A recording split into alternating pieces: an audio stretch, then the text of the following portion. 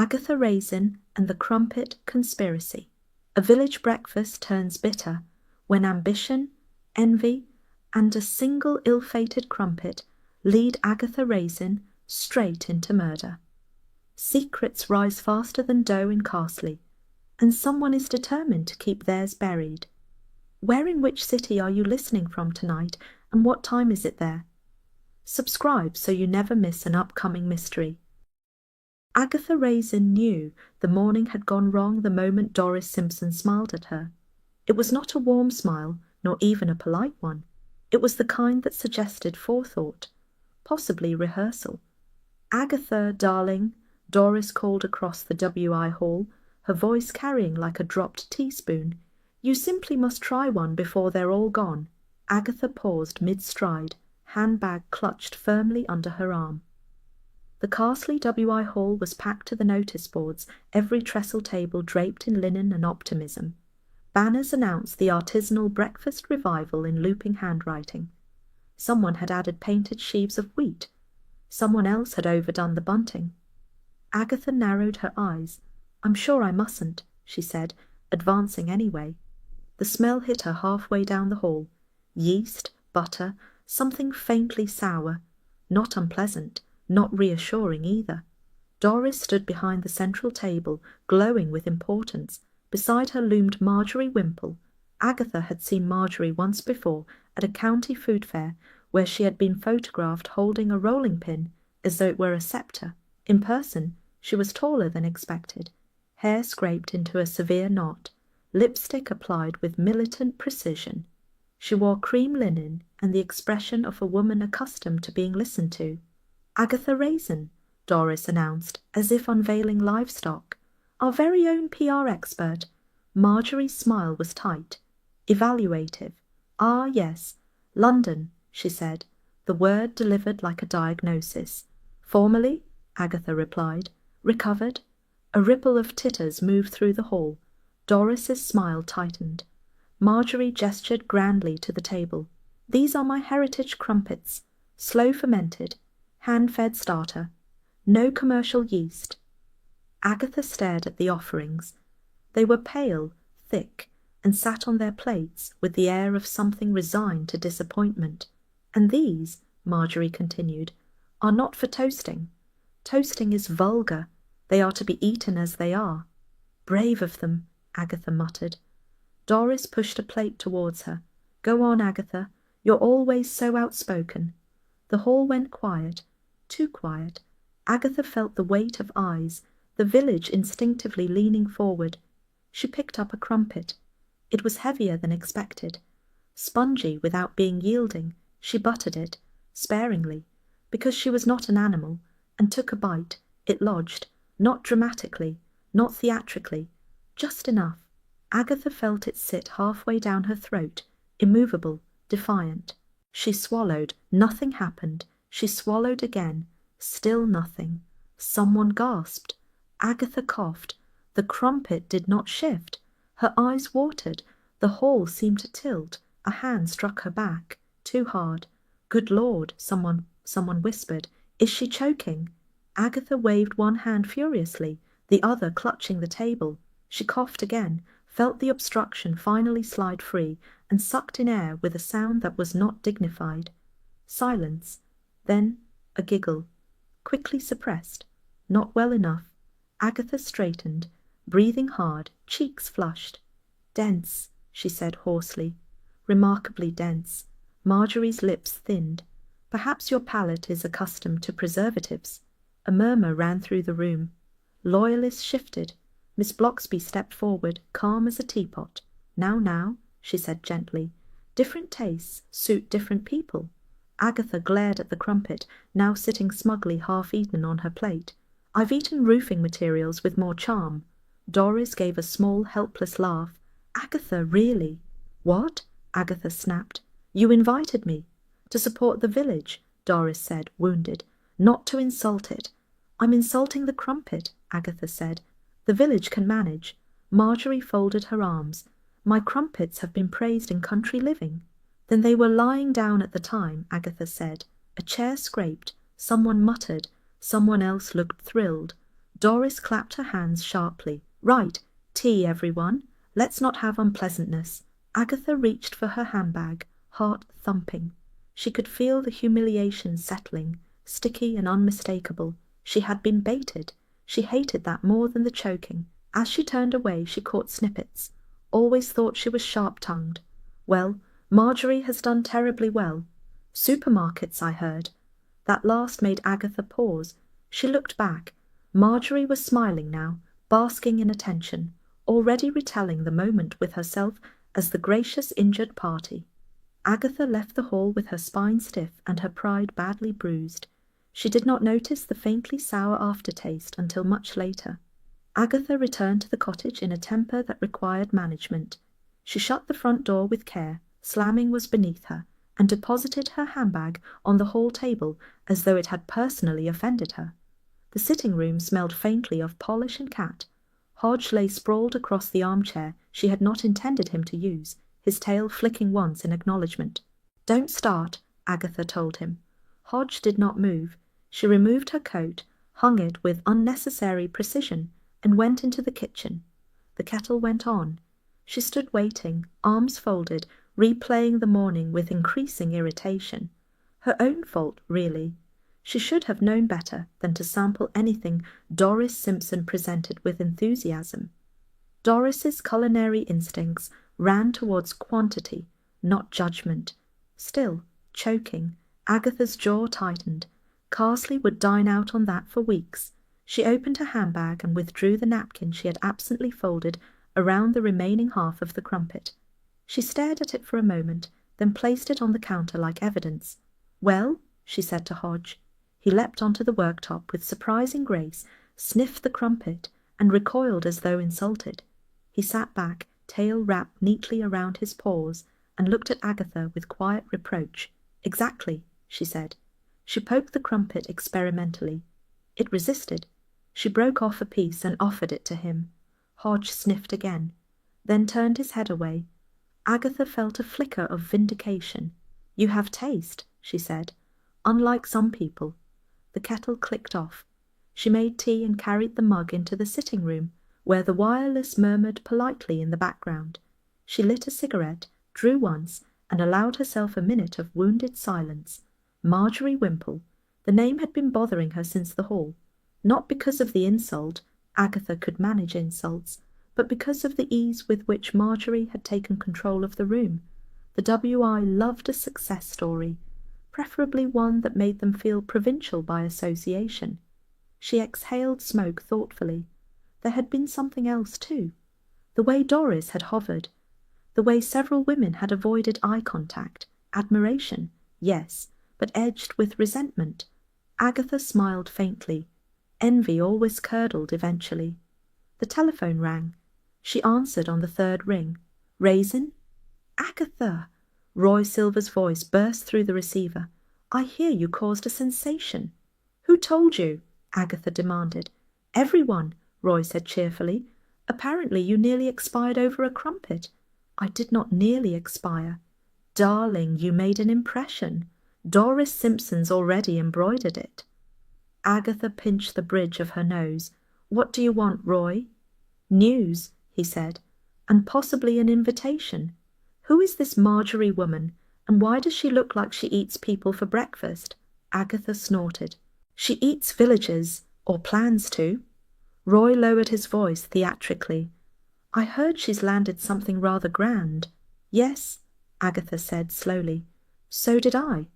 She told him about the rumour, supermarket interest, regional rollout, glossy packaging. Roy whistled. "Well," he said, "that'll go down like a lead balloon in Carsley. Success is only admired at a safe distance." "Exactly," Agatha said, "and she's far too close." They talked a little longer, Roy offering to visit, Agatha declining with half-hearted firmness. When she hung up, the house felt quiet again. Too quiet. Hodge had returned to the armchair, curling himself into a tight, judgmental circle. Agatha looked at him. "You see," she said, "you miss one village meeting and end up nearly murdered by bread." Hodge twitched an ear. She stood, carried her mug to the sink and rinsed it. Outside the light was fading into early evening. the lane taking on that soft, deceptive calm Carsley did so well. She had just sat down again when the telephone rang a second time. She frowned. Raisin. There was a pause, breathing. Not Roy. Agatha? The voice belonged to Mrs. Blocksby, gentle but strained. I thought you should know. Agatha straightened. Know what? There's been an incident, Mrs. Blocksby said carefully. With Marjorie Wimple, Agatha felt a small, unwelcome chill. What sort of incident? She was found collapsed in her cottage, Miss Barr, Mrs. Blocksby said. A neighbour went to return a dish. The ambulance has been called. Agatha stood slowly. Collapsed how? Another pause. Unconscious, Mrs. Blocksby said. At least that's what they think. Agatha's eyes flicked to the counter, to the crumpet, still sitting there, untouched. I see, she said. I didn't want you to hear it second hand, Mrs. Blocksby continued. Given this morning. Yes, Agatha said. Thank you. When she replaced the receiver, she remained standing for a moment, cigarette forgotten, tea cooling on the table. Hodge opened one eye. Well, Agatha said quietly. That didn't take long. She picked up her coat, hesitated, then draped it over the back of the chair instead. Outside, a car passed slowly, tires whispering on the lane. Agatha sat down. Hodge shifted, resettled himself against her leg, warm and solid. She rested a hand on his back and stared at the darkening window. Something had gone very wrong in Carsley, and she had the uncomfortable feeling it had only just begun. 10 minutes later, while Agatha was still sitting there, the telephone rang again, sharper this time, urgent. Agatha, you'd better come, Mrs. Hawthorne whispered. She's dead. Agatha stared at the receiver for a beat, then moved on instinct, shoving her feet into her shoes with jerky speed. Agatha paused in the middle of pulling on her second shoe. Don't be melodramatic, she said automatically. People collapse all the time. This one's not collapsing, Mrs. Hawthorne said. This one's finished. The line went dead. Agatha stood very still, shoe in hand. Hodge watched her from the mat, tail curled neatly around his feet. Well, she said, that escalated. She left still without her coat, snatched up her handbag and pulled the door close behind her. The lane was already dotted with cars parked badly, noses pointing in odd directions. Someone had brought a thermos. Someone else had brought binoculars. Marjorie Wimple's cottage sat smugly at the bend, honeystone and tasteful restraint. The front door was ajar. Agatha stepped inside before anyone thought to stop her. The kitchen was warm, too warm. The Aga ticked gently, radiating comfort and reassurance. Linen curtains framed the small window. Copper pans gleamed with aggressive cleanliness. Handwritten recipe cards were clipped to a string along the wall, their loops immaculate. Marjorie lay on the tiled floor beside the Aga, one arm bent awkwardly beneath her. Her face turned slightly towards the ceiling. Her expression was peaceful, almost pleased. Agatha swallowed. On the counter, a tray of crumpets cooled obediently. Pale, thick, untouched. Agatha took one careful step forward. The smell was stronger here. Yeast and butter, yes, but something else threaded beneath it, sharp, unwelcome. Agatha! She turned. Mrs. Hawthorne hovered in the doorway, pink with importance and fear. I tried knocking, she said breathlessly. I only came to return the pie dish. She never liked my pastry. No one did, Agatha said absently. She crouched, ignoring the protest in her knees, and scanned the floor. A teacup lay shattered several feet from the body.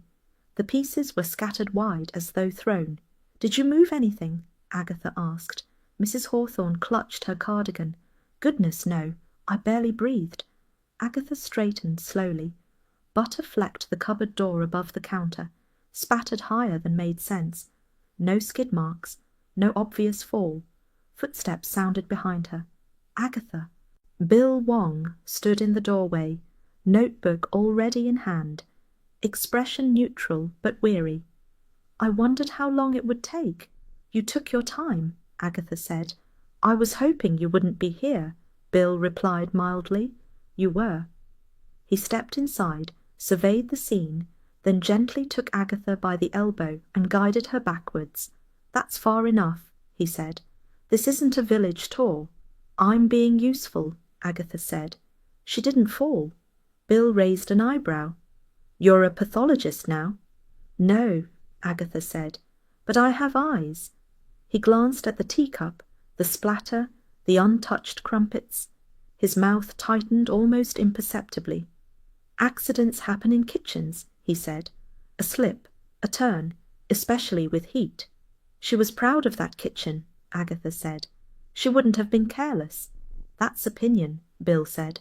And you're biased, Agatha bristled. Because I choked. Because you argued, Bill said gently, publicly. Outside, voices rose. A crowd was forming, as crowds did. Someone was crying.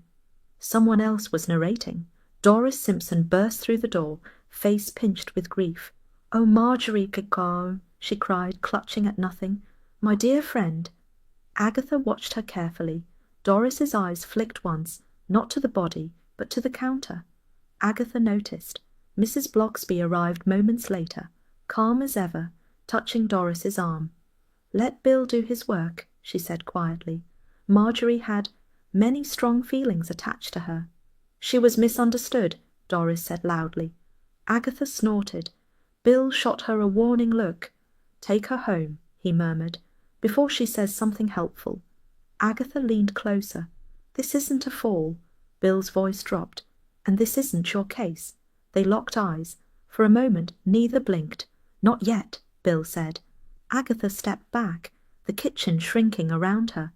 Outside the air felt colder, sharper. The village buzzed, already rewriting the morning. She glanced back once more. The crumpets sat cooling, waiting. Agatha did not go straight home. That would have suggested obedience. Instead, she lingered at the edge of the gathering, listening. Carsley was already at work, smoothing the rough edges, polishing Marjorie Wimple into something more acceptable. She was so dedicated. She only wanted the best. Such standards. Agatha folded her arms. Standards were always admired once they stopped inconveniencing people. Doris Simpson stood near the gate, clutching Miss Blocksby's hand with theatrical firmness. Her voice carried clearly. "I was only saying this morning how tired she looked," Doris declared, always pushing herself. Agatha raised an eyebrow. That had not been Doris's assessment at the W.I. Hall. Bill reappeared beside her. "I meant what I said," he murmured. "You shouldn't interfere." "I'm not interfering," Agatha said. "I'm observing. You're hovering." "I hover when something smells wrong." Bill glanced back at the cottage. "It's a kitchen. Things spill." "Yes," Agatha said. "Downwards." Bill did not answer immediately. He consulted his notebook instead, flicked a page, then closed it again. "She didn't hit her head," he said quietly. "Not hard enough." Agatha's lips thinned. "And the teacup?" "Broken before she fell," Bill admitted. "Thrown, perhaps." "And the butter?" Agatha pressed. "It was halfway up the cupboard," Bill sighed. "You're enjoying this." "I never enjoy death," Agatha said. "I enjoy not being lied to." A uniformed officer emerged, carrying a small evidence bag. Inside was a glass jar, half filled with something cloudy and beige. A handwritten label was affixed to the side. "Starter, refreshed 3 days ago." Agatha's attention sharpened. "That's new." Bill followed her gaze. Marjorie was meticulous. "She was obsessive," Agatha corrected. "That's not the same thing." "Why does it matter?" Agatha considered. "Because you don't tamper with something like that unless you're desperate or clever." Bill studied the jar. "You bake now." "I don't even boil eggs," Agatha said. "But I know when people cut corners." The officer handed Bill another bag, a folded piece of paper. Bill opened it, scanned it, then refolded it carefully. "What?" Agatha demanded. "Nothing for you." "Bill." "It's a note," he said finally, "tucked into a recipe book. No signature." "Threatening?" "Unpleasant," Bill said. Agatha nodded. She had a talent for making enemies. "And friends," Bill said, glancing pointedly at Doris. Agatha followed his look. Doris was now addressing a new audience, grief undiminished, volume enhanced. They were so close, Doris was saying, practically inseparable. Agatha snorted again, less discreetly this time. Mrs. Blocksby turned. her expression gentle but knowing. "Agatha," she said, "perhaps you'd like some tea." Agatha looked at her, then at Bill. "I'll take mine later." Mrs. Blocksby's eyes softened. "Don't let this harden you." Agatha smiled thinly. Too late. The ambulance doors closed with a finality that silenced the chatter for a moment. Then the voices rose again, filling the gap. Agatha watched as Marjorie was carried out, wrapped carefully, her kitchen left behind like a stage after the curtain fell. Roy rang just as Agatha reached her gate. "I hear it's all very dramatic," he said brightly. "Dead before tea." "She would have hated that," Agatha said. Roy chuckled. "I'm coming down." "Of course you are." When she hung up, she stood for a moment in the hallway, listening to the quiet of her own house. It felt oddly loud. Hodge appeared, winding around her ankles with deliberate affection. She bent, scooped him up, and pressed her face briefly into his fur. "They're calling it an accident," she told him. Hodge purred, unconvinced. She set him down and went into the kitchen. The crumpet still sat on the counter, drying at the edges, unclaimed. Agatha picked it up, hesitated, then dropped it into the bin. She washed her hands carefully. The telephone rang again. She answered. Raisin. Bill's voice this time, lower, controlled. "It's not an accident," he said. Agatha closed her eyes. "I know." "We're treating it as suspicious," Bill continued. "Poisoning is likely. We're waiting on confirmation. And me." "You're officially a nuisance," Bill said. "Unofficially, don't do anything reckless." Agatha smiled to herself. "I never do." When she replaced the receiver, the house felt settled again. The kettle clicked off softly, in the background. Hodge leapt onto the table, circled once and lay down, paws tucked neatly beneath him. Agatha sat opposite him, hands folded, staring at nothing in particular. Someone had killed Marjorie Wimple, and Carsley, she suspected, would pretend to be shocked. "They're all looking at me as though I poisoned the bloody crumpets myself." Agatha said it to no one in particular, which was just as well. The post office queue had developed a curious bend, designed to keep its occupants at a careful distance from her. Mrs. Cotteridge, normally incapable of silence, was suddenly fascinated by greetings cards. Mr. Ellis stared at the stamp display with religious intensity. Agatha stood very straight. She had dressed carefully, tailored jacket, silk scarf, lipstick reapplied with precision. If Carsley intended to judge her, it would at least do so properly. "Morning, Agatha," the postmistress said, brightly and falsely. "Awful business." "Yes," Agatha replied. "It is." The postmistress leaned forward. "Such a shock, and after yesterday." Agatha smiled thinly. "People do die after mornings. It's quite common." The postmistress blinked. "Well, one never knows what words can do." Agatha collected her stamps and left before she said something memorable. The Red Lion was worse. Conversation dipped the moment she entered, then rose again in cautious murmurs. Someone moved a handbag, someone else moved a chair. Doris Simpson sat very upright at the centre table, a picture of composed sorrow. "Agatha," Doris said softly, as Agatha passed, "I was only saying how dreadful it all is." Agatha stopped. "You always were good at timing." Doris's lips trembled. "I just think it's such a lesson. Words can wound." Agatha leaned closer. "So can butter knives," she said pleasantly. She ordered gin and tonic, ignored the pause, and drank half of it too quickly. The taste grounded her. The anger did not. It was Roy Silver who rescued her. He burst in wearing a coat too expensive for Carsley, and an expression of exaggerated despair. "Agatha, darling," he cried, "I had to drink instant coffee at the station." She allowed herself a real smile. "You came quickly." "I smelt a scandal," Roy said, "and despair." They took a corner table. Roy surveyed the room with open disdain. "They're already canonizing her." "They always do," Agatha said. "It saves thinking." Charles Frayth appeared moments later, unhurried, impeccably groomed, eyes alert. He kissed Agatha's cheek lightly. "I gather you're unpopular." "Briefly," Agatha said. "Until someone else is." Roy snorted.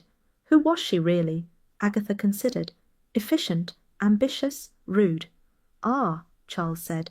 The deadly triad. Bill Wong arrived just as Roy was ordering a second round. He did not sit. I need to ask you a few questions, he said to Agatha. Of course you do, she replied. He took out his notebook. Yesterday morning at the WI.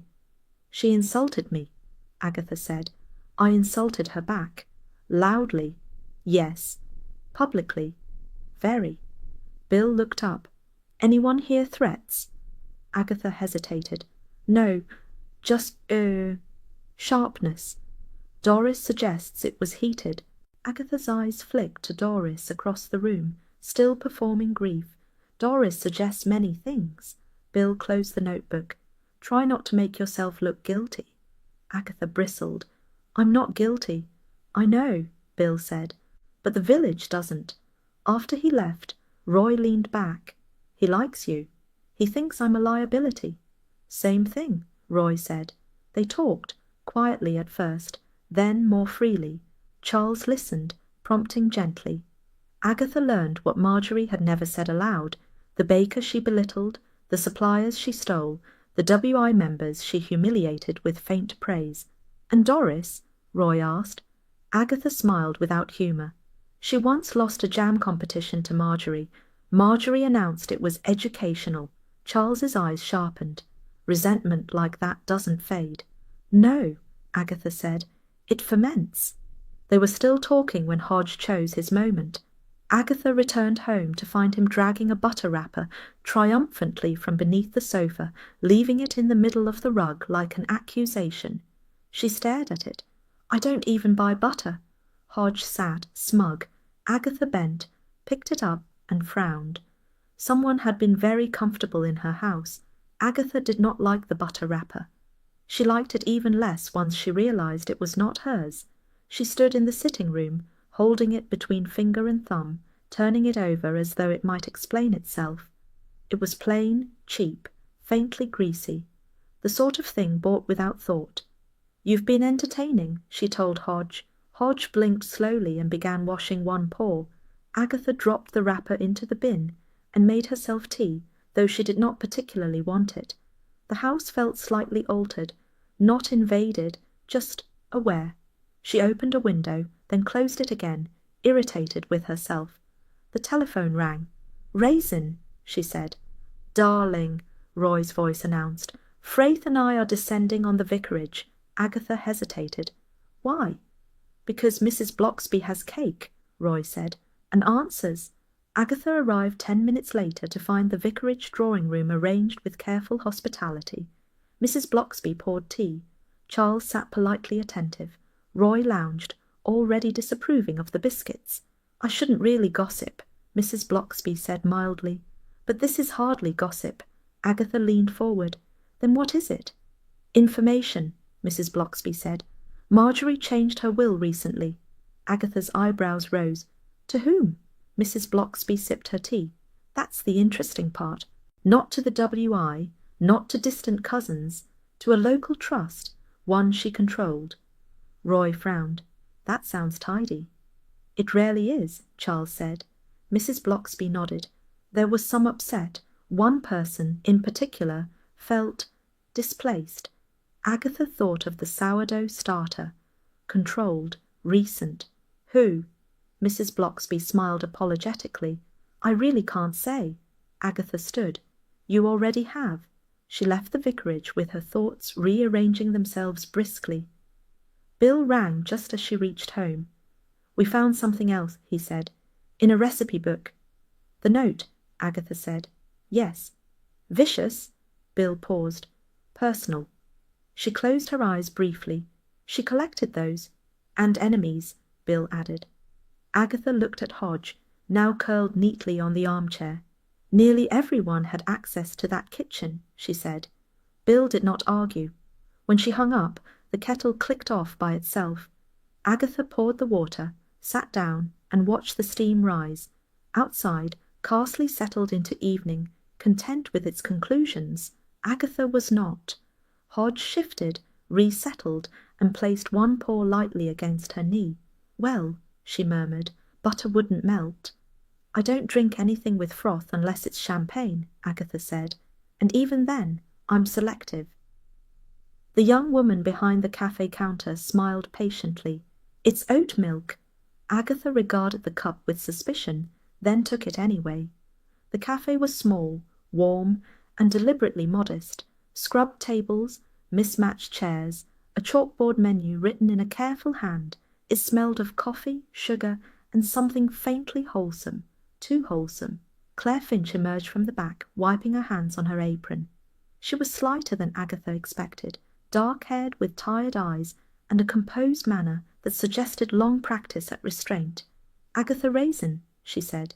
"I wondered when you'd come." Agatha sat. "Did you?" Claire nodded. "People always come eventually." They regarded one another across the table. The cafe hummed quietly around them, spoons clinking, a radio murmuring local news, no sign of hysteria. "You worked with Marjorie," Agatha said. "I worked for her," Claire corrected, "until I didn't." Agatha sipped the coffee. It was better than expected. This irritated her. "Tell me about the starter," Agatha said. Claire's mouth tightened. "Straight to it, then." Agatha smiled. "I don't bake, I interrogate." Claire leaned back. She treated it like a child, fed it, named it, talked about it as though it were temperamental royalty. And was it? "Yes," Claire said simply. "It had to be. That's how she liked things." Agatha nodded slowly. "And if someone interfered?" Claire's gaze sharpened. "It would ruin everything." They sat with that for a moment. "Marjorie stole from you," Agatha said. Claire did not deny it. "Recipes, credit, contacts, and you left." "I was pushed," Claire said, politely, publicly. Agatha recognized the tone. "You hated her?" "Yes," Claire said. "I still do." Agatha watched her carefully. No fluster, no melodrama. Just bitterness, aged and settled. "You had access to her kitchen," Agatha said. Claire met her gaze. "So did half the village." Agatha finished her coffee. "Fermentation," she said thoughtfully. "It's slow." Claire almost smiled. "You make it sound criminal." Agatha stood. "Only if it's tampered with." Outside, the afternoon was clear and bright, the lanes deceptively calm. Agatha felt the familiar lift, the sense of a puzzle deepening. Someone who understood baking could hide anything, and Marjorie had taught many people very well. Agatha did not return directly to Carsley. That would have felt premature. Instead, she allowed herself a short detour, driving with unnecessary care, letting Claire Finch's words settle and rearrange themselves. The cafe's warmth lingered unpleasantly, like sympathy she had not asked for. Hate, Agatha reflected, did not always shout. Sometimes it folded itself neatly and waited. Bill Wong rang just as she turned into the village. "We've had the first result," he said. "Not official yet." Agatha parked badly and stayed there. "You wouldn't ring for a slip." "No," Bill agreed. "It wasn't a fall." "I know." "There was poison," he continued. "Subtle. Something bitter, masked by fermentation. Cleverly done." Agatha closed her eyes briefly. So it had to be someone who understood the process. "Someone patient," Bill said, "and confident." "Or resentful," Agatha added. Bill did not disagree. "Don't do anything foolish." "I never do," Agatha said, and hung up. She went straight home, let herself in, and found Charles Frayth already there, standing by the bookcase as though he belonged. "You have a key," she said. "You gave it to me," Charles replied mildly, "after the marmalade incident." Agatha waved that away. "You shouldn't be here."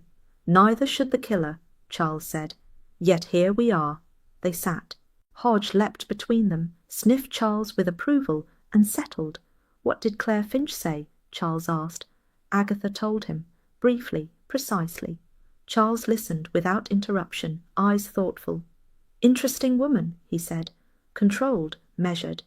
"Dangerous?" Agatha asked. "Possibly," Charles said, "but not sloppy." Agatha frowned. "What do you mean?"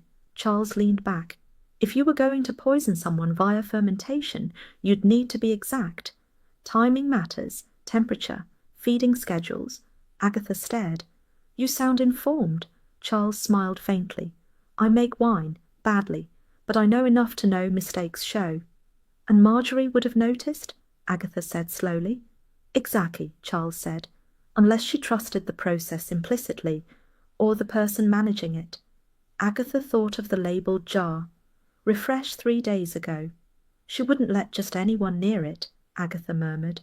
No, Charles agreed. Only someone she believed understood her standards. Agatha stood and began pacing. So not just hatred, intimacy. Charles watched her. Which narrows things, or complicates them, Agatha snapped. The kettle clicked off in the kitchen, having boiled itself unnoticed. Agatha poured water, forgot to add a tea bag, then added 2 out of irritation. Charles smiled. You're enjoying this? I am not. You are, he said gently. It distracts you. Agatha did not answer. Later, alone again, she sat in the quiet of the sitting-room, Hodge warm against her leg. Outside, Carsley settled into evening routines, satisfied with its assumptions. Agatha was not satisfied. Someone who loved baking had killed Marjorie Wimple, or someone who had learned to pretend. You will all sit down, Doris Simpson said, or this meeting will achieve nothing. Agatha paused just inside the W.I. hall, one eyebrow lifting. The chairs were already arranged in a tight semicircle, the way Doris preferred them when she intended control. A photograph of Marjorie Wimple, enlarged and unflattering, had been placed on the table beside the minutes book. Someone had added flowers, too many. Conversation stuttered and stopped as Agatha entered.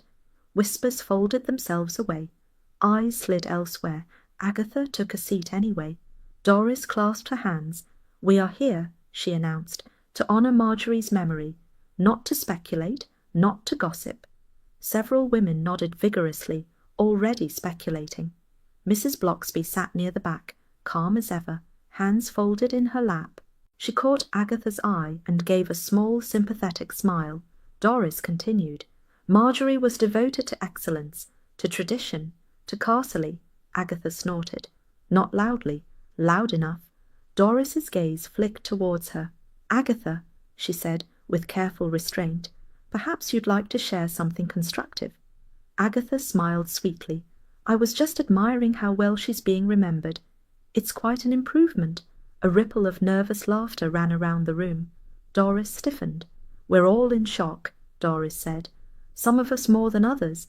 Agatha leaned back. I imagine that depends how close you were. Doris flushed.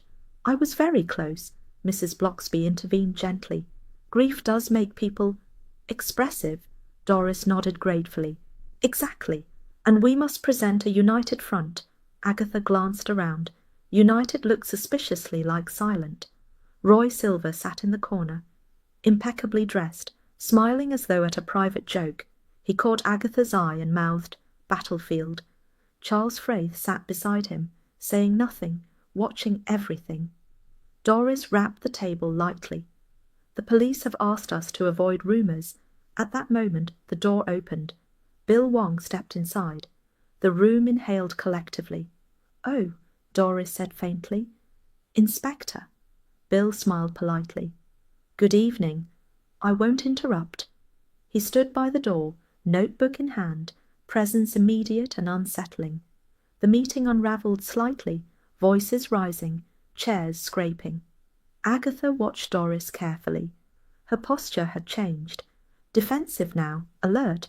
The meeting staggered on, Doris policing every comment, steering discussion away from kitchens, routines and access. Agatha waited. She got her moment when the tea break was announced. Doris retreated to the side room. Agatha followed. They stood among urns and digestive biscuits, close enough for honesty. You weren't that close, Agatha said quietly. Doris turned. How dare you? You disliked her, Agatha said. She mocked you, publicly. Doris's mouth trembled. She humiliated me. Yes, Agatha agreed, repeatedly. I admired her, Doris snapped. I learned from her. Agatha leaned in. You knew her kitchen. Doris froze. Everyone did, Doris said quickly. Agatha shook her head. Not like you. For a moment, Doris looked very tired. "You don't understand," she said. "She let me help. She trusted me." Agatha watched her closely. This was not guilt. It was something else. Doris straightened her shoulders as though bracing against a draught. "She trusted me," she repeated, more firmly this time. "That doesn't make me a criminal." "No," Agatha said. "It makes you useful." Doris's eyes flashed. "You always assume the worst." "I assume people are human," Agatha replied, "which is usually worse." Doris folded her arms. "I won't have my grief questioned." "Your grief is very loud," Agatha said. "That's all." For a moment, Doris looked as though she might cry. Instead, she lifted her chin. "You think you're so clever. You're hiding something," Agatha said calmly. "And I don't yet know how dangerous it is." Doris stared at her. "You don't?" "No," Agatha said. "You'd never risk being ordinary." The words landed. Doris blinked, offended and oddly relieved. Voices drifted in from the hall. Roy's laughter, a little too charming. Bill's steady tone cutting through the chatter. Doris smoothed her cardigan. "If you're implying impropriety, I'm implying resentment," Agatha said. "And access." Doris's mouth tightened. "She let me into her kitchen because I listened, because I admired her, because I didn't challenge her."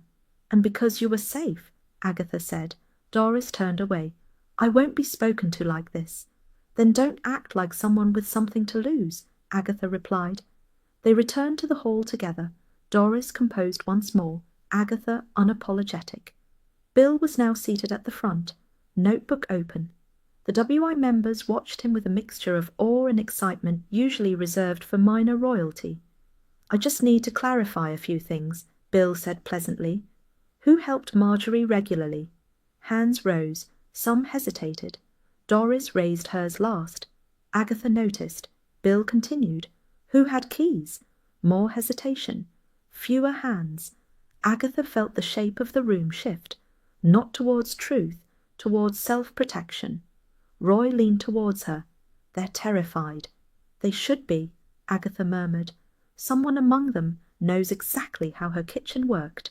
Charles said nothing, but his gaze rested briefly on Doris, then moved on. Bill closed his notebook. "Thank you," he said. "That will be all for now." Disappointment rippled. As people gathered their coats, Doris avoided Agatha's eye. Mrs. Blocksby paused beside her. "Grief can make people cling to order," she said softly, "even when it distorts it." Agatha nodded. "She's hiding something." "Yes," Mrs. Blocksby agreed, "but not the thing you're looking for." Agatha went home with that echoing in her head. The cottage was quiet, comfortingly so. Hodge lay sprawled on the hearth-rug, belly up, entirely unconcerned by murder or muffins. Agatha removed her shoes, set them neatly aside, and sat down with a sigh. "Well," she said to Hodge, "that was solidarity." Hodge stretched, turned, and settled again. Agatha stared into the dimness, the outlines of the case rearranging themselves once more. Doris knew Marjorie's habits, but someone else had used that knowledge far more precisely. Heritage, Agatha said with feeling, is not something you can invent between tea and biscuits. She was standing in the Red Lion, holding a laminated flyer she had extracted from the notice board with unnecessary force. Marjorie Wimple's authentic Cotswold crumpets smiled back at her in tasteful sepia tones. Roy Silver peered over her shoulder. "Darling, everything can be invented between tea and biscuits. That's how the English Empire happened." Agatha snorted. These weren't heritage, they were theatre. The pub was busy in that subdued, respectful way villagers adopt after a murder, quieter voices, louder opinions. Agatha felt eyes flick towards her and away again, as though guilt might be contagious. Charles Fraith sat with his back to the wall, observing. "You're irritated," he said. "I've been eating lies," Agatha replied, "and choking on them." She slapped the flyer onto the table. She built a brand on authenticity, wooden spoons, handwritten cards, imaginary grandmothers. Roy laughed. "I rather admired that." Agatha leaned closer. She was sourcing flour from a distributor in Birmingham. Charles's eyebrow lifted. "You're certain?" Agatha nodded sharply. I rang the mill, accidentally insulted a man called Graham. Roy looked impressed. Productive morning. And her butter, Agatha continued, was imported, salted, not traditional at all. Charles smiled faintly. Someone knew. Yes, Agatha said. Someone knew, and didn't approve. They were interrupted by Doris Simpson, who hovered just long enough to overhear. Marjorie worked very hard, Doris said stiffly. It's unkind to pick at details. Agatha looked at her. It's unkind to sell fiction as fact, Doris flushed. Everyone embellishes. Not everyone dies for it, Agatha said. Doris retreated, affronted. Roy leaned back. If she was lying, who benefited? Agatha's lips thinned. Anyone who kept quiet. She stood. I want to see her papers. Charles rose with her. I'll drive. Marjorie's cottage smelled different without her. Cleaner, emptier, stripped of purpose. Agatha moved through the kitchen with new eyes. The copper pans looked less charming now, the recipe cards more staged. Look, Charles said, pointing. A fax lay half hidden beneath a stack of invoices. Agatha picked it up. We know the truth about your heritage. Pay, or we expose you. No signature, no flourish, just menace. Agatha folded it carefully. Well, she said, that explains the bitterness. Agatha read the fax again, more slowly this time. There was no stationary header, no letterhead, just the whine of the machine still faintly audible in her mind. That particular sound of bad news arriving impersonally. Charles watched her. Someone was pressing hard. Yes, Agatha said, and not creatively. She moved to the small desk by the window, riffling through folders with growing irritation. Accounts, invoices, packaging mock-ups, supermarket specifications. Look at this, she said. Charles leaned over. Quantity projections. Ridiculous ones, Agatha snapped. She was promising scale she couldn't manage, not with artisanal methods. So the heritage story mattered, Charles said. It mattered enormously, Agatha replied, because without it she was just another supplier. Agatha straightened. Someone knew she'd crumble if exposed. Charles smiled faintly. I imagine she didn't take blackmail well. No, Agatha said. She'd have tried to control it. She glanced around the kitchen again. Everything was curated. Even the disorder felt arranged. The killer wasn't after money, Agatha said slowly. They were after silence, Charles nodded, and silence was worth killing for. They returned to Carsley as the light softened, the village settling into its routines with stubborn normality. At the Red Lion, Bill Wong waited for her, notebook closed, expression unreadable. You found something, he said. Agatha handed him the fax. Bill read it carefully. We suspected blackmail. Then you suspected motive, Agatha said. Bill's mouth tightened. Motive doesn't make a killer. No, Agatha agreed. But it makes desperation. Supermarkets are pushing hard, Bill said. Contracts, pressure. Agatha waved that away. They're blunt instruments. This was intimate. Bill studied her. You're narrowing your field. I'm eliminating noise, Agatha said. This wasn't corporate. Bill folded the fax. You're enjoying this less. Agatha hesitated. I don't like fraud. Bill almost smiled. When she got home, the house welcomed her with its quiet solidity. Hodge sat on the kitchen table, tail flicking once as she entered.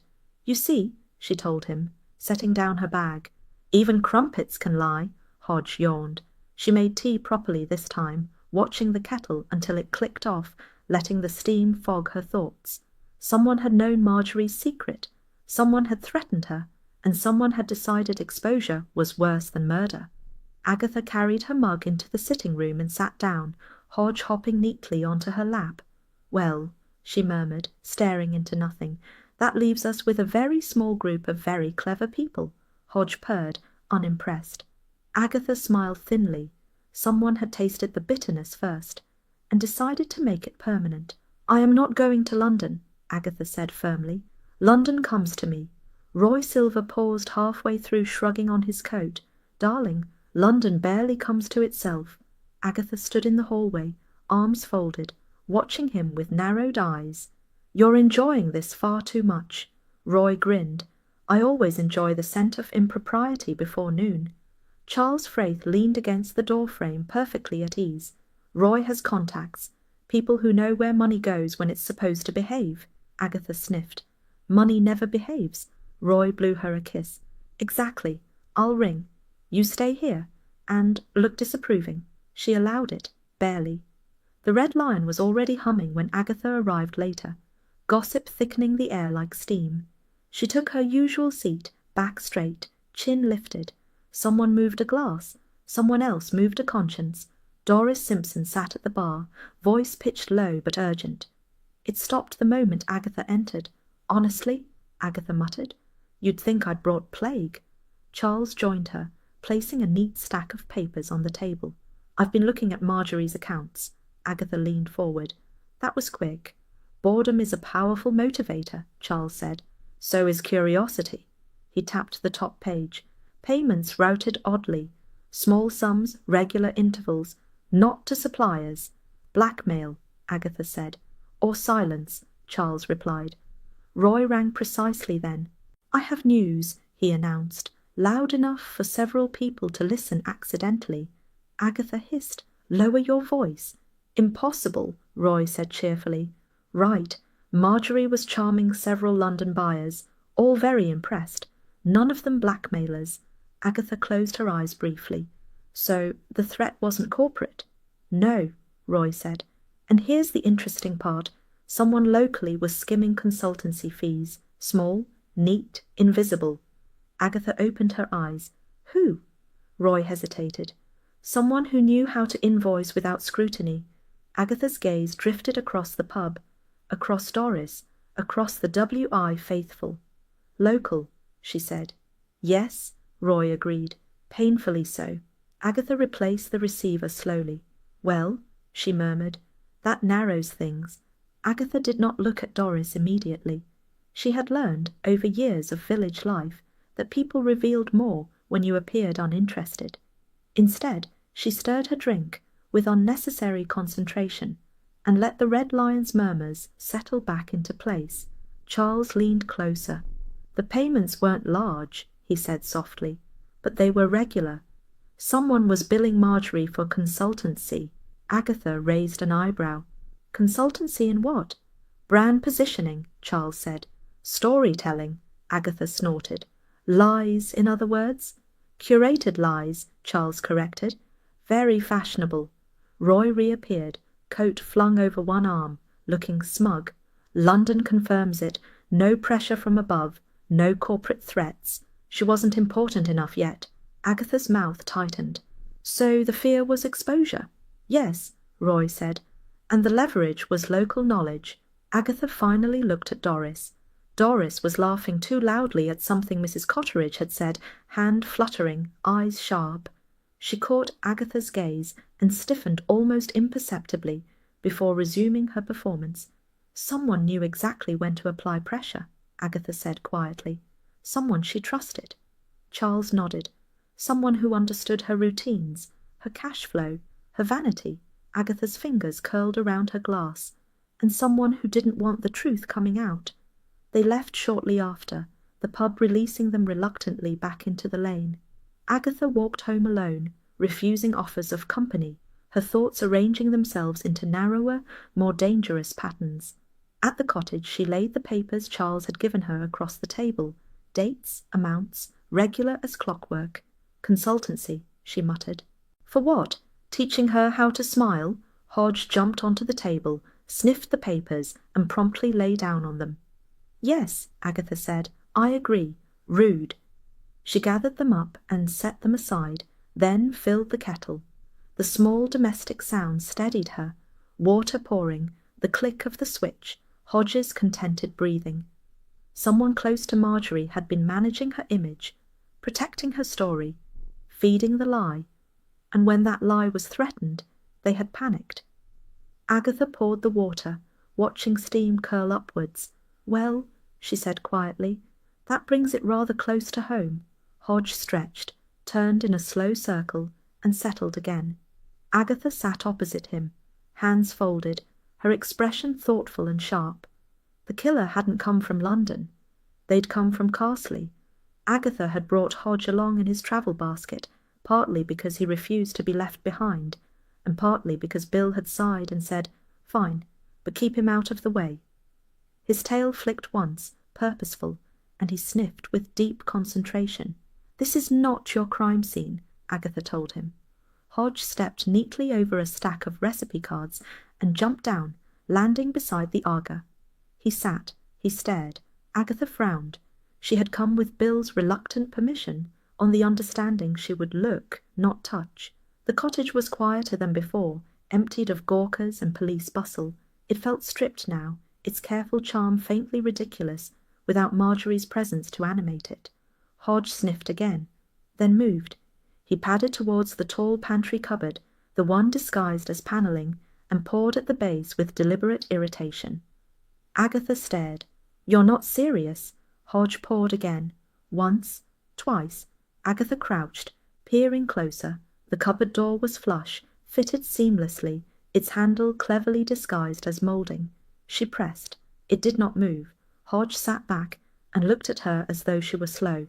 Agatha pushed harder. The panel gave way with a faint click.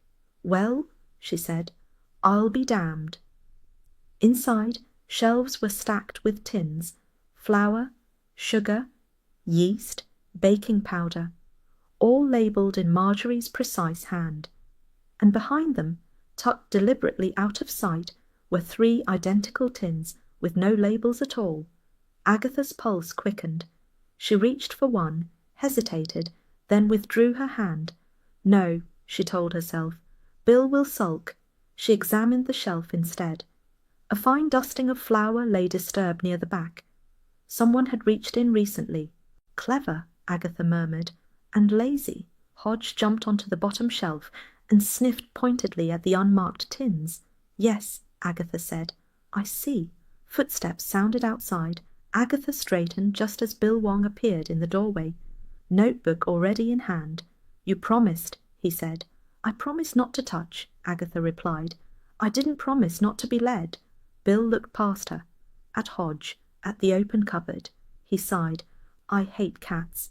"You don't," Agatha said. "You hate being right too late." Bill stepped inside, examined the cupboard, and carefully lifted one of the tins. He sniffed it. "Bitter," he said. Agatha's jaw tightened. "So," she said quietly, "someone hid poison in baking supplies." Bill nodded. "Accessible, masked, domestic. Someone who knew she'd never question her own ingredients," Agatha added. Bill glanced at her. "You're ahead of yourself." "No," Agatha said. "I'm finally caught up." Bill replaced the tin gently. "We'll test it." Agatha watched him. "You already know." Bill hesitated, just enough. Outside, the village went on, unaware that its neat little tragedy had just sharpened its edges. Agatha looked down at Hodge. "Well done," she said. Hodge blinked. Bill sealed the tins into evidence bags with methodical care. Agatha watched his hands. Calm hands, careful hands, hands that already knew the shape of the answer. "Those cupboards weren't original," Bill said, added later. "Marjorie liked secrets," Agatha replied. "They made her feel important." Bill glanced around the kitchen. "Previous owner?" "Dead," Agatha said briskly, "and not the clever sort." Bill smiled despite himself. "We checked. The renovation was Marjorie's." "Of course it was," Agatha said. "She curated everything, even her deceit." They stepped outside together, the cottage closing behind them with a quiet finality. The lane was empty now, stripped of its audience. Agatha felt lighter for it. "Who else knew?" Bill asked. Agatha did not answer immediately. She watched Hodge step into a sunlit patch and sit, washing one paw with exaggerated nonchalance. "Someone she trusted with the kitchen," Agatha said finally. "Someone who knew when she refreshed the starter." Bill nodded. "Someone who could time it." "Exactly," Agatha said. "Poison added during feeding. Fermentation hides bitterness. Baking finishes the job." Bill exhaled slowly. "That narrows it."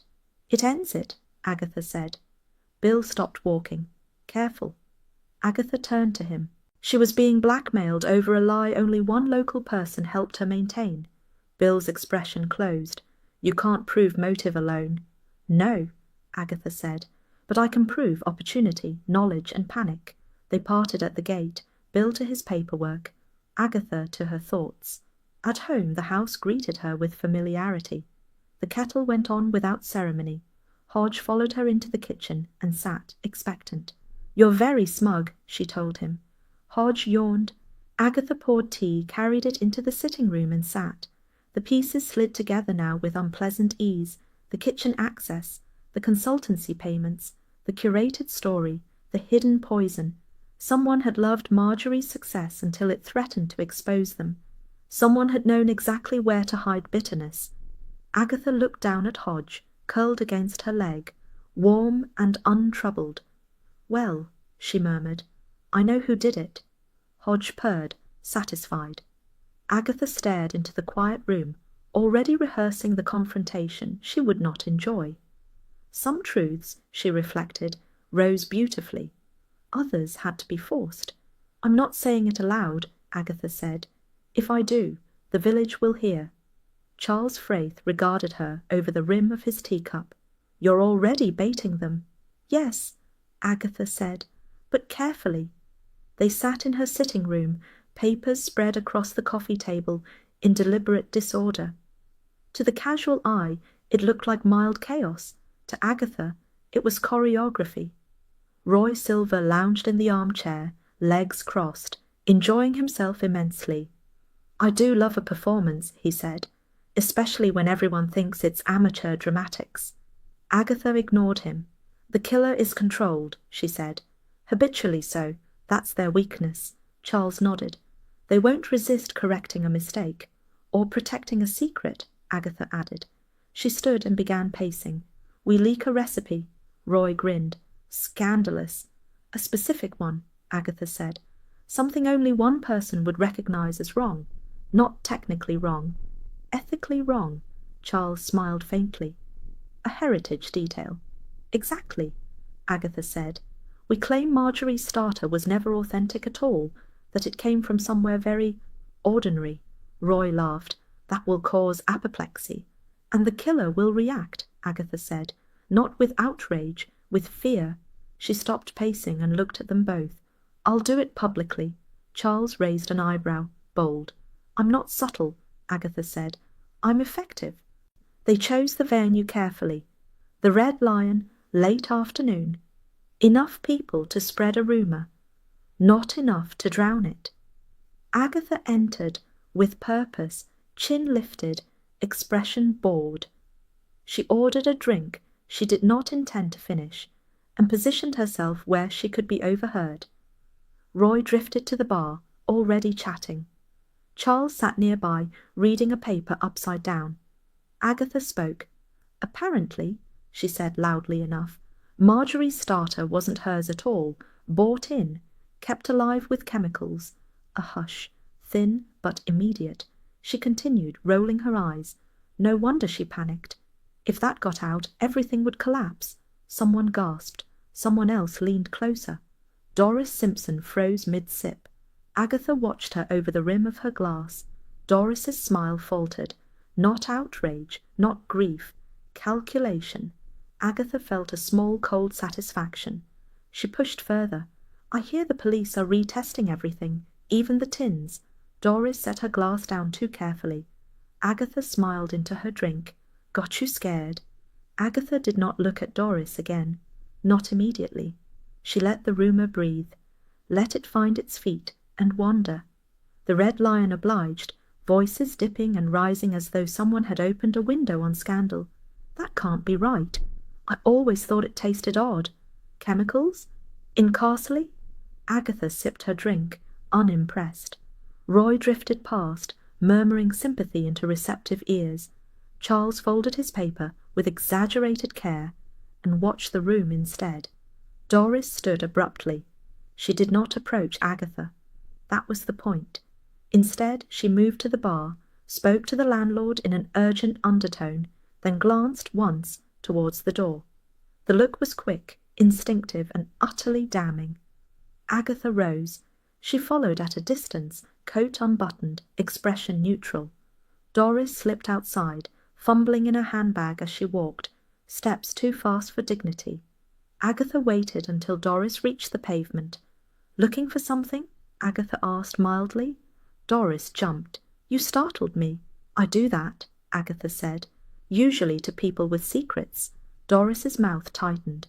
"You shouldn't spread lies." "Then you shouldn't react to them," Agatha replied. Doris drew herself up. "I'm grieving." "You're terrified," Agatha said. "And that's different." Doris laughed sharply. "You're enjoying this."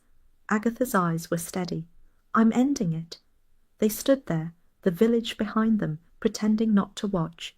"You knew the starter schedule," Agatha said. "You knew when she fed it. You knew which tins were never checked." Doris's hands clenched. "I helped her."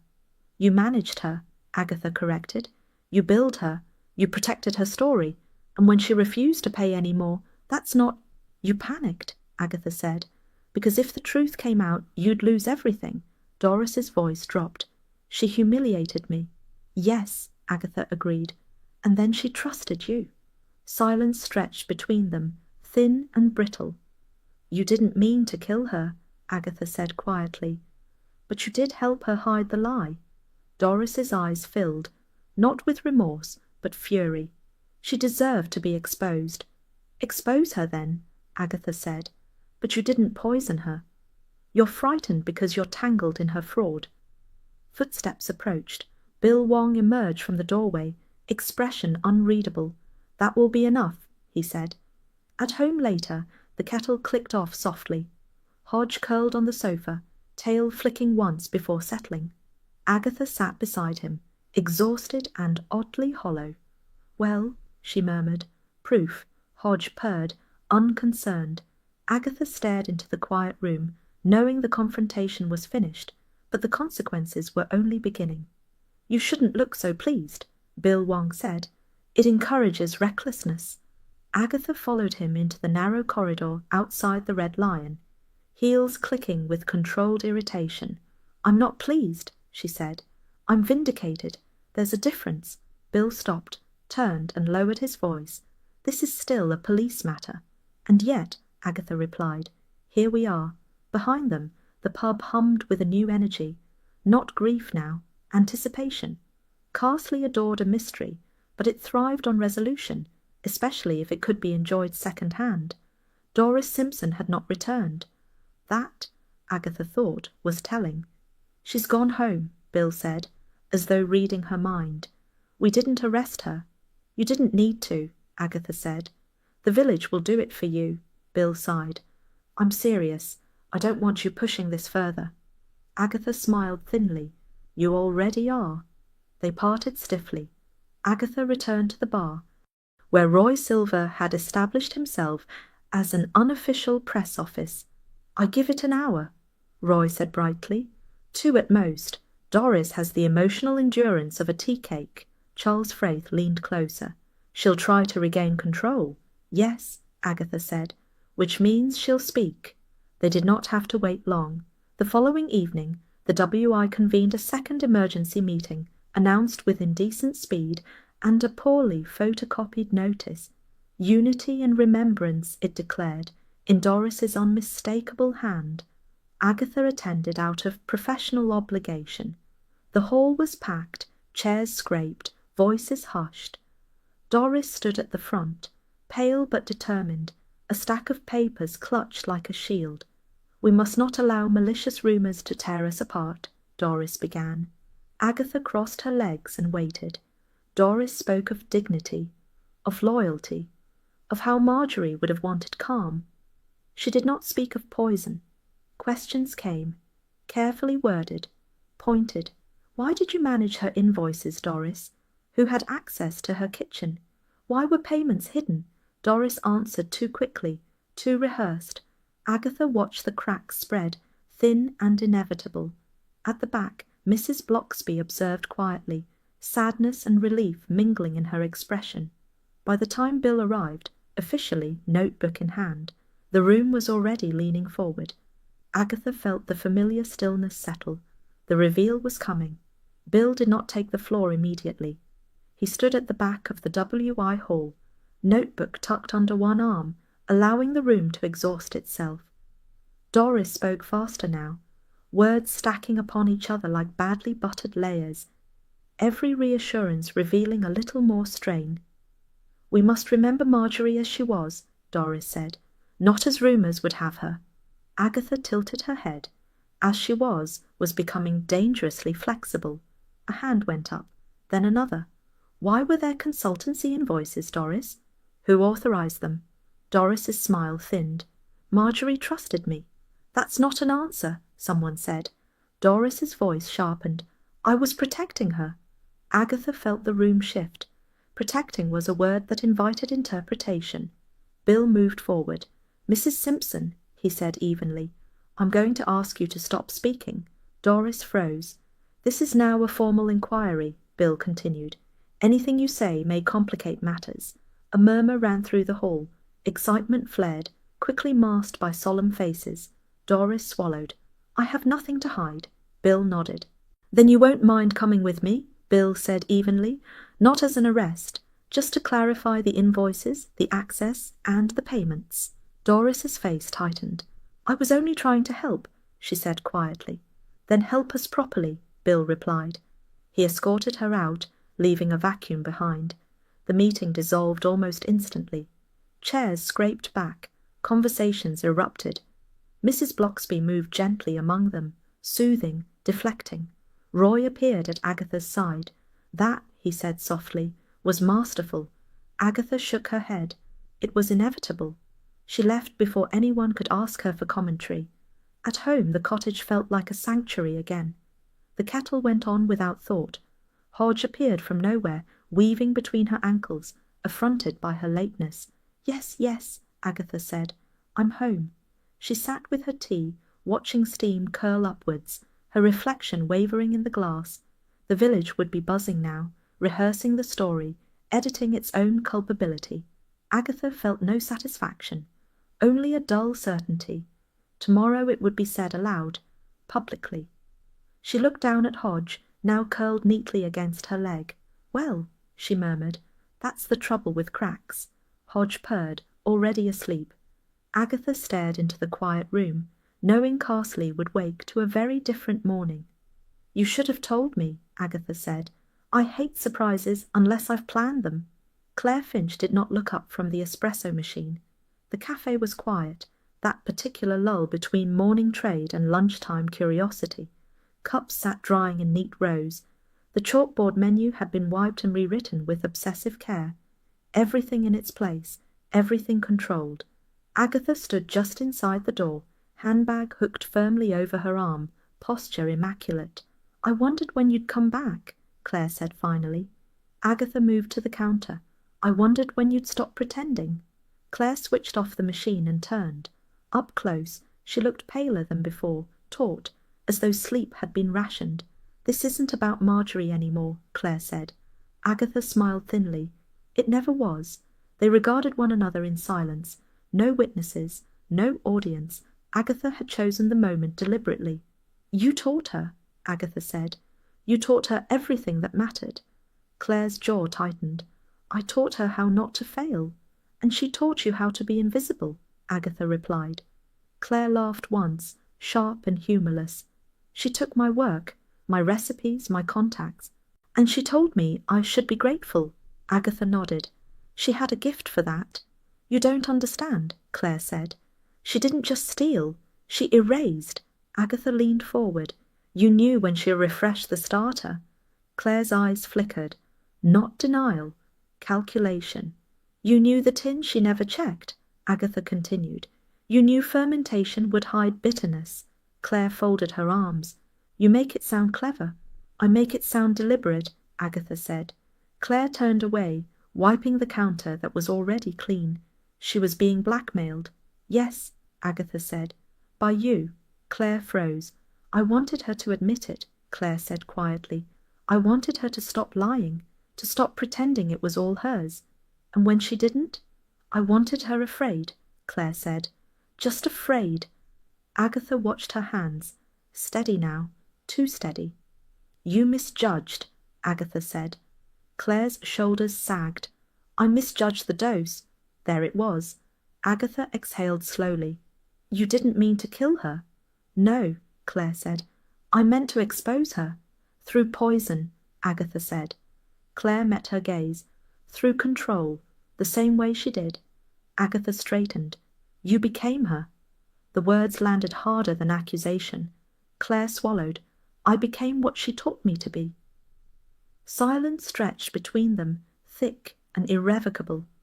You loved baking, Agatha said softly, and you hated what it made you. Claire closed her eyes. Outside, a car passed. Somewhere, a bell rang.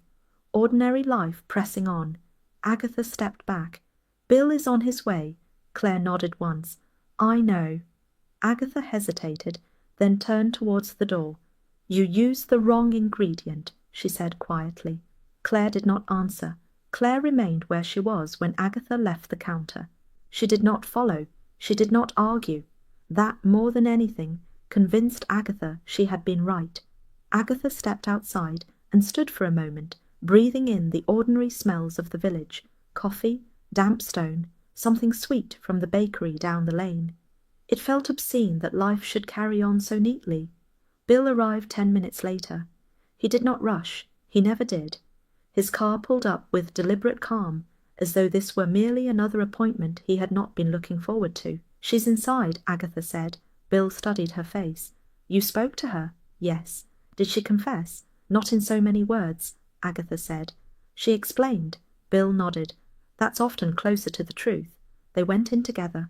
Claire stood behind the counter, hands folded, gaze fixed on the chalkboard menu. She turned as they approached, already composed. I suppose this is where I say something dramatic, she said, but I've never been good at that. Bill took out his notebook. Just tell me what happened. Claire spoke without embellishment. She talked about Marjorie's thefts, about the lie hardening into routine, about the facts, about the moment she decided fear would be enough. I knew the starter cycle, Claire said. I knew when she'd never question it. Bill listened. Agatha watched. I measured carefully, Claire continued. I didn't want this. And yet, Bill said quietly, here we are. Claire nodded. I became her. That's the worst part. Bill closed the notebook. You'll come with me now. Claire picked up her coat. She did not look at Agatha. At the door, she paused. I loved baking, she said. I thought it made me honest. Agatha met her eyes. It made you powerful. Claire gave a small, defeated smile. That was the mistake. When they were gone, the cafe felt hollow. Agatha stood alone for a moment, then turned and walked home. The cottage welcomed her without comment. Hodge was asleep on the sofa, one paw dangling inelegantly over the edge. He opened one eye as she entered, decided the situation was not alarming, and closed it again. Agatha removed her coat, set her handbag down, and went into the kitchen.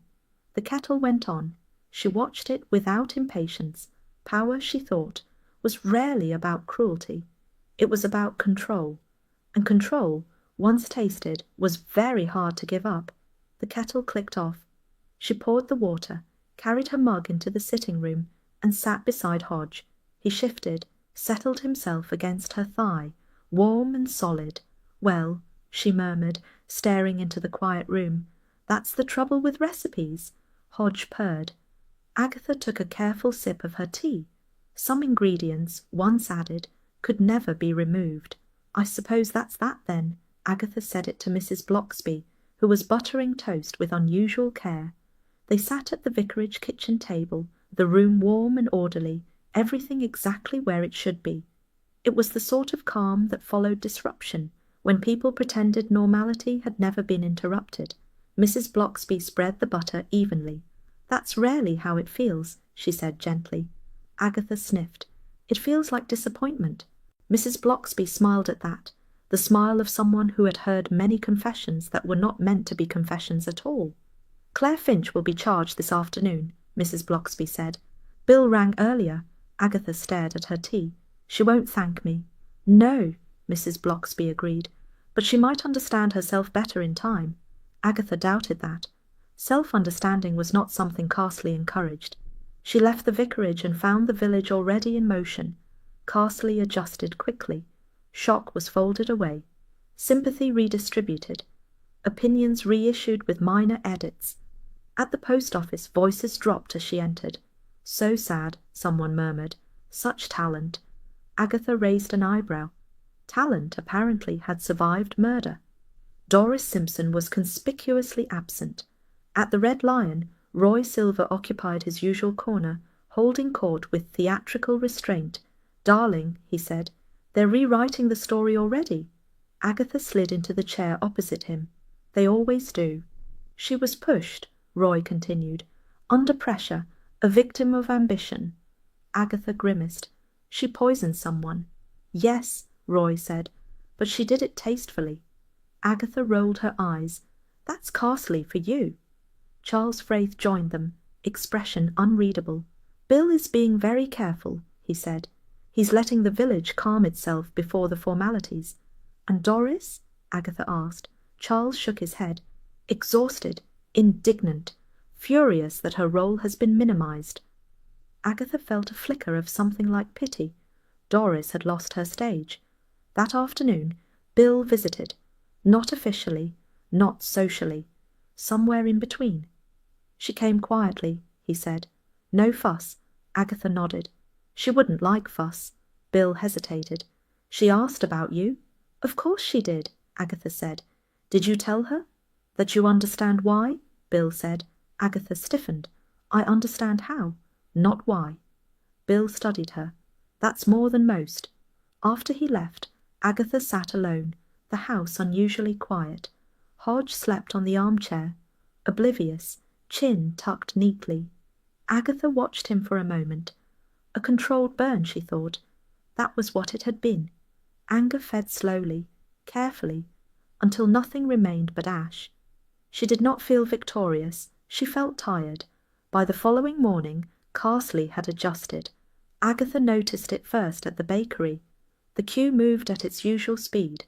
The conversation had shifted from murder to yeast ratios, from grief to speculation about whether sourdough was really over now. "Such a shame," Mrs. Cotteridge said, selecting a loaf with solemn care. "Still, one must move on." Agatha paid and left before she was invited to agree. The W.I. met that afternoon. Not formally, of course. Nothing was minuted. Nothing was recorded. They gathered instead in the hall to tidy up, which involved rearranging chairs and rearranging memory. Mrs. Blocksby moved among them quietly, offering tea, redirecting sharp edges. Doris Simpson did not attend. This absence was discussed at length, with great sympathy and very little curiosity. Agatha stayed at the back, observing. "So sad about Claire," someone said. "Such promise." "Yes," another replied. "And Marjorie too, of course."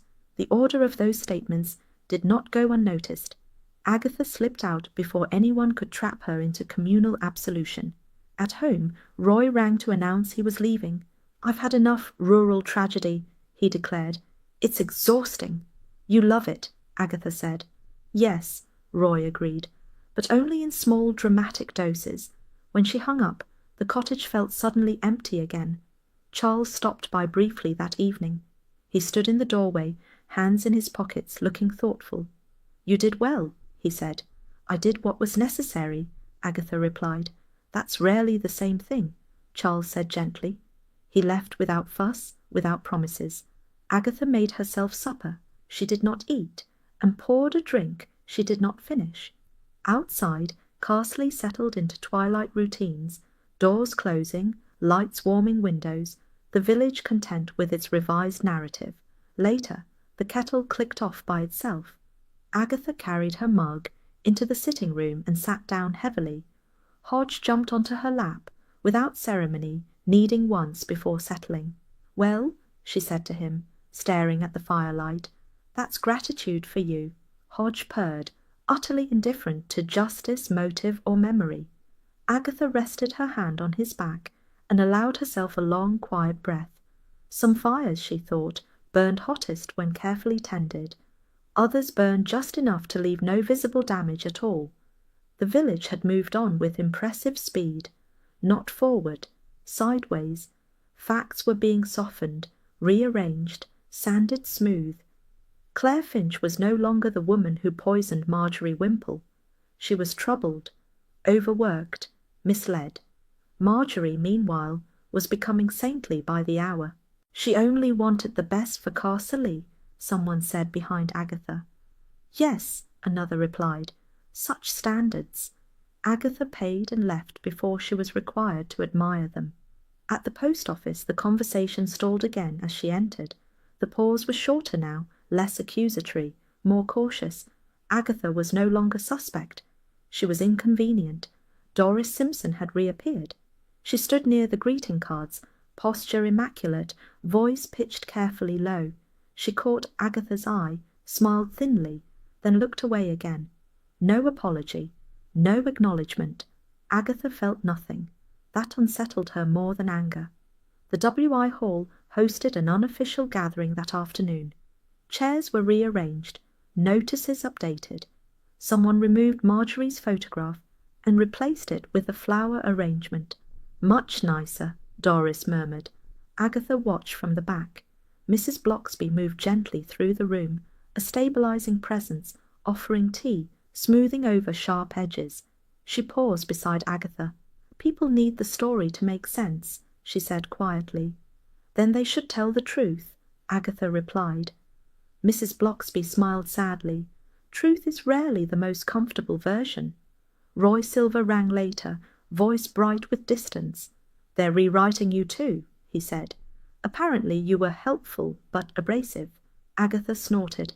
I'll have that on my gravestone. She hung up and stood at the window, watching Casterly perform its favourite trick, forgetting. By evening, the narrative had settled. Claire Finch was misguided. Marjorie Wimple was misunderstood. The village was unfortunate. Agatha was difficult. She turned away from the window and went to find Hodge. Hodge was asleep on the spare cushion, curled into a tight, self-satisfied circle. Agatha paused to look at him before sitting down. He had perfected the art of indifference. She envied that. She made tea without enthusiasm and carried it into the sitting-room, where the furniture had resumed its usual positions, untroubled by moral shifts or revised histories. Outside, a neighbour's radio played faintly, the voice cheerful, the news already moved on. Casterly was very good at that. Later that week, the Red Lion unveiled a new chalkboard special. Artisan crumpets, locally inspired. The word heritage had vanished entirely. Agatha stared at it for a long moment. Progress, she muttered. Inside, conversation flowed more freely now. Names were no longer lowered. Claire's were spoken softly, with regret. Marjorie's with indulgence. The sharper edges had been filed down until no one risked cutting themselves. Doris Simpson held court near the bar, her authority restored through careful suffering. She spoke of strain, of expectations, of how difficult it was to be relied upon. Agatha ordered a drink and took it to the far table. Roy rang again, unable to resist. They're saying Marjorie was under impossible pressure, he said, driven too hard by success. By herself, Agatha replied. Yes, Roy said, but that's less flattering. Charles came by later, unannounced but unsurprising.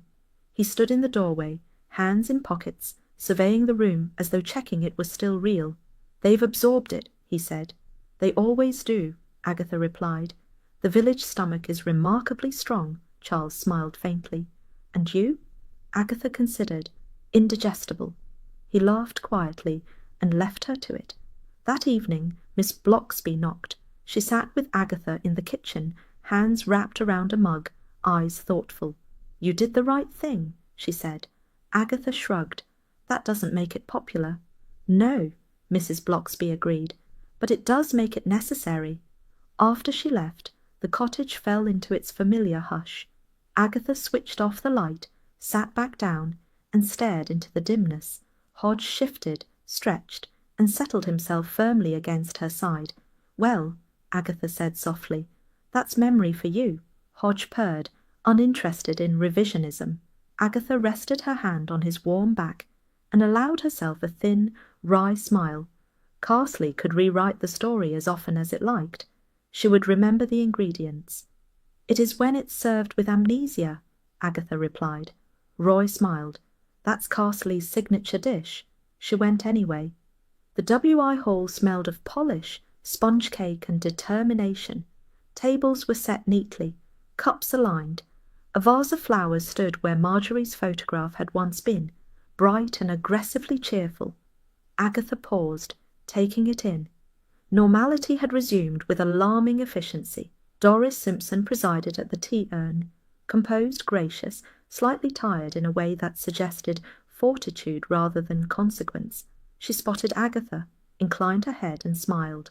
No apology, no hostility, courtesy. Agatha took a seat at the edge of the room. Conversation flowed easily around her. Gardening, television, a new supplier for flour, discussed without irony. "So convenient," someone said, "and such good value." Agatha closed her eyes briefly. Mrs. Blocksby joined her, setting down 2 cups of tea. "You're quiet," she said. "I'm listening," Agatha replied. "It's educational." Mrs. Blocksby smiled gently. "People don't cope well with discomfort." "They cope very well with forgetting," Agatha said. "Yes," Mrs. Blocksby agreed. "That too." The cakes were passed. Someone praised the lightness of the sponge. Someone else commented on restraint in sweetness. Agatha ate a slice out of politeness. It tasted fine, entirely unremarkable. She wondered briefly whether that was the point. Afterwards, outside the hall, the village moved on its axis. Doors opened. Dogs barked. Someone waved. Roy appeared at her side again, delighted. "You see? All forgiven. All forgotten." "Not all," Agatha said. Roy glanced at her. "You're thinking about Claire." "And Marjorie," Agatha replied. "And Doris. And myself." Roy laughed softly. "Darling, you're exhausting." "I know," Agatha said. "That's why I'm alone so often." Roy's smile slipped, just slightly. "You don't have to be." Agatha did not answer. She walked home alone, the lanes familiar, the cottages comfortable in their certainty. The case was over. The village had decided how it would remember it. At her gate, Agatha paused. Resolution, she thought, was overrated.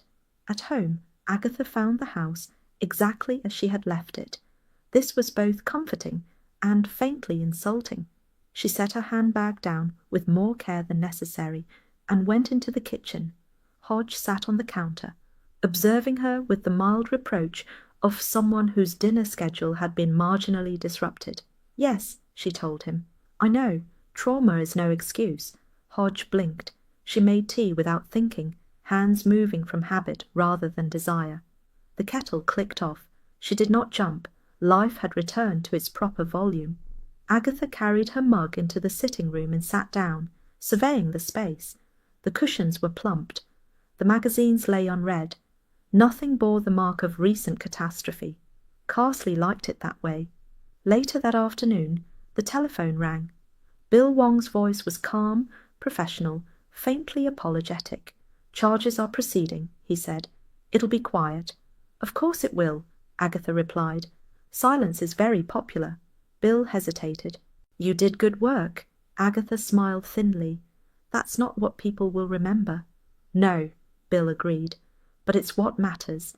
When the call ended, the house felt larger. Agatha stood and wandered into the kitchen, then back again, as though she might find something she had misplaced. She did not know what it was, only that it was missing. In the evening, the village settled into routine sounds. A television murmured next door. Someone laughed in the distance. The day folded itself neatly away. Agatha poured herself a small drink and did not light a cigarette. She had learned over time that indulgence sometimes sharpened loneliness rather than soothed it. She thought of Claire, of the careful way power had replaced joy, of Marjorie, who had never known when to stop, of Doris, who would endure, rearrange but intact, and of herself. She did not regret what she had done. That would have been dishonest. But she did resent how quickly it was all absorbed. Hodge jumped onto the sofa and turned twice before settling, his weight solid and warm against her leg.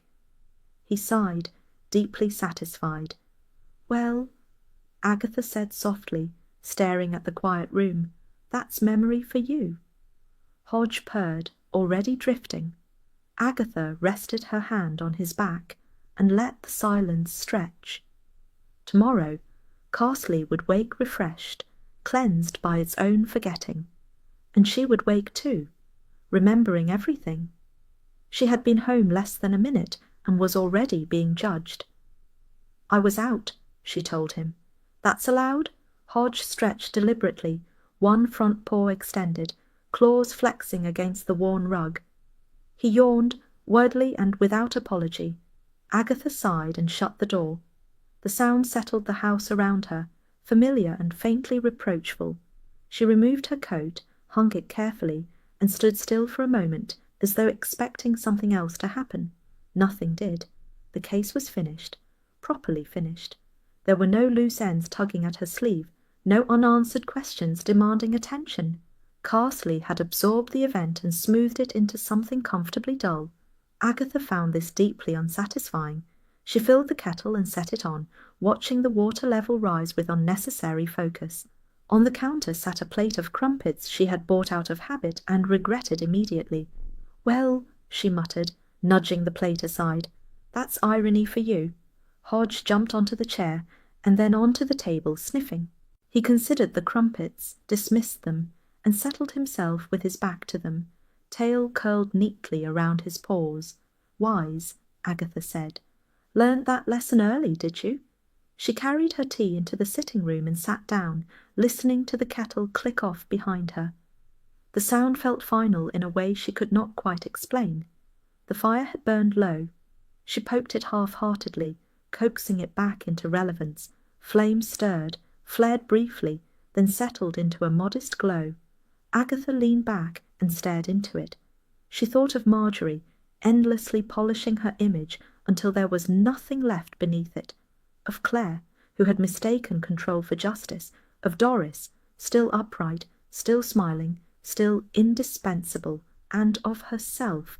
Carsley had forgiven quickly. Forgiveness, Agatha had learned, was rarely about absolution.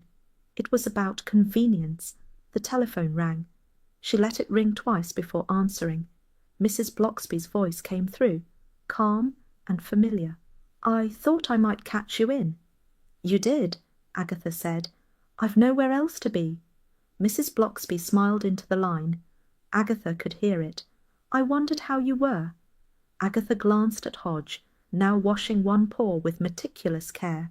"Fine," she said, which usually means complicated. Mrs. Bloxby chuckled softly. "May I come by later?" "For tea?" Agatha hesitated, then nodded, forgetting Mrs. Bloxby could not see her.